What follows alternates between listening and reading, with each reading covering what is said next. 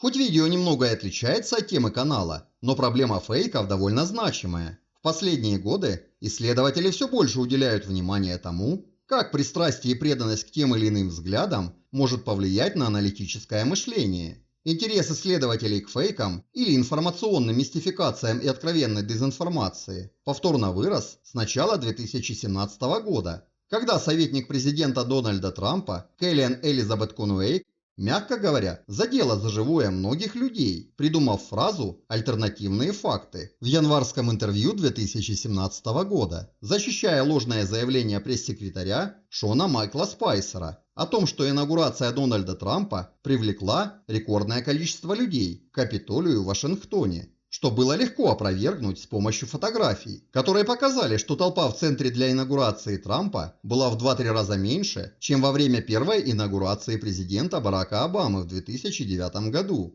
Опрос 1388 американцев после инаугурации показал интересные результаты. Участникам показывали две фотографии, сделанные с одного места и в одно время суток с двух инаугураций. 20 января 2009 года Обамы и 20 января 2017 года Трампа. Первым был вопрос, на какой фотографии инаугурация Трампа и на какой Обамы. 41% сторонников Трампа дали неверный ответ, как и 21% тех, кто не голосовал, что значительно больше по сравнению с 8% неправильных ответов от сторонников Клинтон, после чего задали вопрос, на какой фотографии больше людей. 15% людей, проголосовавших за Трампа, сказали, что больше людей на изображениях с инаугурацией Трампа, уже догадываясь, где какая фотография, по сравнению с 2% избирателей Клинтон и 3% не голосовавших. И речь не шла о причинах меньшего количества, потому как часто приводились доводы, связанные с непогодой и протестно настроенной толпой, мешающей проходу. Речь шла об уже фактически состоявшемся событии. Так как могли советник и некоторые сторонники Трампа придерживаться другой версии реальности? Политические оппоненты давно являются сторонниками различных мнений, основываясь на разном анализе одних и тех же фактов. Но попытки доказать, что черное это белое, без зазрения совести вопреки очевидным фактам, исключают любую возможность адекватных переговоров. Хотя это не ново, и политические лидеры разных стран, включая США, долгое время это демонстрировали. Самое худшее это то, что такой подход на уровне государств приводит к серьезным последствиям, включая военные конфликты, госперевороты и гибель людей. Многие журналисты назвали фразу советника президента Оруэлловской и высказались о ней как об ознаменовавшей новую эру, в которой политические убеждения избирателей формируют факты, в которые они хотят верить, а не наоборот. Оруэлловская фраза названа в честь Джорджа Оруэлла, британского писателя, который наиболее известен как автор антиутопического романа «1984» и повести «Скотный двор». Это он ввел впервые термин «холодная война» в 1945 году, который позже получил широкое применение, а также понятие «двоемыслие» или способность одновременно придерживаться противоположных убеждений, либо менять свое мнение на противоположное при идеологической необходимости в интересах линии партии. Лозунги в романе гласили «Война – это мир, свобода – это рабство, незнание – сила». В оруэлловской антиутопии делами войны ведало Министерство мира, Мини-мир, полицейскими вопросами Министерство любви, Мини-люб, а фальсификация истории СМИ и пропагандой Министерство правды, Мини-прав, распределяло ресурсы Министерство изобилия, Мини-зо, послевоенных издержек. Смысл жизни в антиутопии сводился к тому, что без войны наступит идеологическое расшатывание, революция и смена элит, а жизнь в нищете вызывает только мысли о выживании.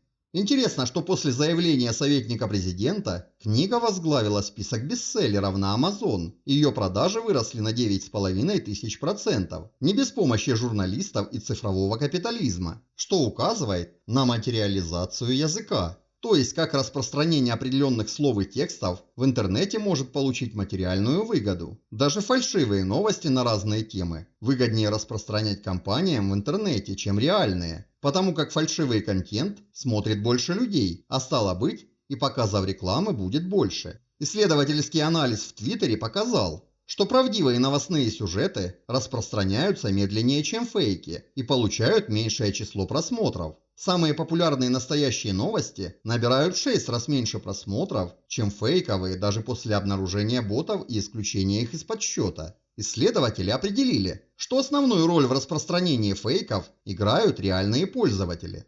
После анализа содержания фейковых новостей специалисты определили, что они выделялись на общем фоне своей экстраординарностью и новизной. К тому же ложные новости вызывали больше эмоций, преимущественно страх, отвращение и удивление, в отличие от грусти, радости и доверия, которые вызывают настоящие новости. Помимо этого, на любых платформах появляется все больше контента, созданного под интересы определенных масс людей, с броскими и вызывающими заголовками, а мозг человека с радостью воспринимает новости, которые вписываются в его мировоззрение, и чтобы себя не огорчать, не слишком стремится их проверять. К примеру, можно с легкостью оценить привлекательность названий в Ютубе по типу «Мамонты не вымерли», «Рака и СПИДа не существует», «Все археологические находки – подделки», «Ученые врут, а в учебниках ложь». Особенно последнее название очень привлекает школьников. Думаю, привлекательность названий трудно недооценить. Кстати, некоторые шокирующие названия взяты не с потолка, а лишь слегка изменены из существующих каналов. Они набирают от десятков и сотен тысяч просмотров до миллионов. При этом некоторые каналы начинали как вполне научные, но за 2-3 года смекнули, что реальная наука большинству людей мало интересует. Однако среди массы распространяющих и потребляющих фейковые новости встречаются невосприимчивые к ним люди. И ученые заинтересовались, какие механизмы влияют на развитие критического мышления в этом случае, а также как групповая идентичность и политические убеждения формируют ум и мозг, чтобы попытаться выяснить, как это происходит и, возможно, найти лекарства. На данный момент собрано довольно много данных о том, как фанатичная преданность определенным взглядам мешает мозгу обрабатывать информацию. Когда такие люди получают информацию, которая противоречит тому, что они знали и в чем были уверены, мозг строит барьеры к восприятию новых фактов, какими бы очевидными они ни были. В результате человек не обновляет свою точку зрения, а пытается дискредитировать полученные факты. Классикой в этом направлении психологи считают исследования с культами конца света, а именно как ведут себя люди в следующие дни после того, как ожидаемого конца не случилось по предсказаниям лидера группы. Вместо того, чтобы отказаться от культа, когда предсказание не сбылось, и забросать обманщика гнилыми помидорами, происходит противоположное. Увеличивается количество их сторонников, они укрепляются в своих верованиях и проповедуют еще более горячо, смещая даты или рассказывая, что это они спасли мир. Это всего лишь один пример нелогичного поведения, при помощи которого люди склонны решать то, что психологи называют когнитивным диссонансом, неприятным состоянием, вызванным конфликтующими личными убеждениями или верованиями, которые противоречат друг другу во всех повседневных ситуациях. Немалый взнос в проблему фейков вносит и древняя психология в сочетании с современными технологиями, к примеру, трайбализм. Так, если новости и факты противоречат групповой идентичности человека, то он не делает переоценку, а пытается найти такую информацию, где все вписывается в мировоззрение его группы, зачастую в ущерб собственным взглядам. Также ученые сделали интересное наблюдение, что однояйцевые близнецы с большей вероятностью разделяют политические взгляды, чем многояйцевые, заподозрив, что предрасположенность к консерватизму и либерализму может существовать на генетическом уровне, но иметь с точки зрения эволюции иное назначение. Так, исследования показали, что большой объем миндалевидного тела в мозге связан с тенденцией полагать, что существующий социальный порядок является законным и желательным, и такие люди менее склонны участвовать в протестных движениях, потому как миндалевидное тело играет важную роль в принятии решений и эмоциональных реакциях, а люди с меньшим размером миндалевидного тела склонны протестовать даже против того, что небо недостаточно синее. Но возможно ли переубедить человека в его взглядах? Факты говорят о том, что без желания самого человека это сделать практически невозможно, однако можно подтолкнуть его к правильным выводам. Хотя что работает с одним человеком, может не работать с другим. Для начала необходимо понять, как структурированы аргументы сторонника той или иной позиции. Специалисты в этом направлении полагают, что будущие исследования будут направлены на анализ биологической составляющей и психологической ориентации групп людей и их взглядов на мир, чтобы подобрать ключи к наибольшему количеству людей для продвижения различных политических и социальных проектов. Но если трудно переубедить человека, возможно ли его научить логически мыслить? Некоторые исследования показывают, что люди с высокой степенью научного интереса или работающие в сферах, которые требуют от них оценки достоверности данных, могут быть менее восприимчивыми к фанатичной преданности и с большей легкостью меняют свои взгляды после анализа новых фактов. Но чтобы привить такие качества, против соблазна к фейкам у большинства людей может понадобиться много времени и существенные изменения в сфере образования. Только обучение, начиная от семьи и школы, может исправить ситуацию.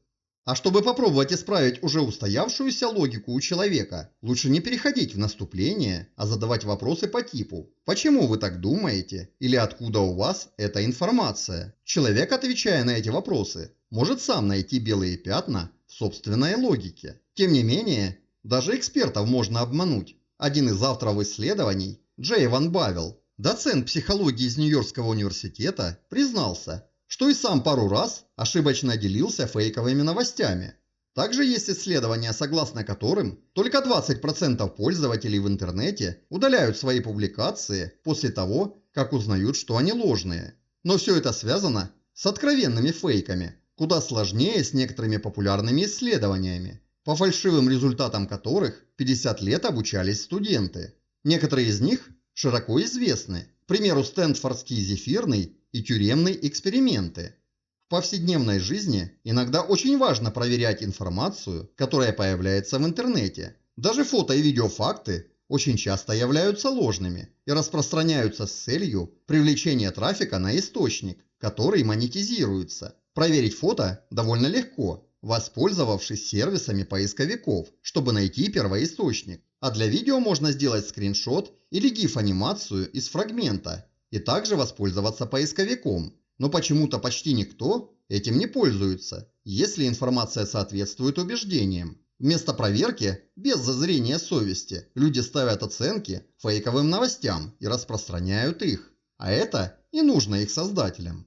Также скептики склонны объединяться, поэтому не забывайте подписываться на канал, где нет фанатической веры, а взгляды могут меняться по мере получения более свежих достоверных данных.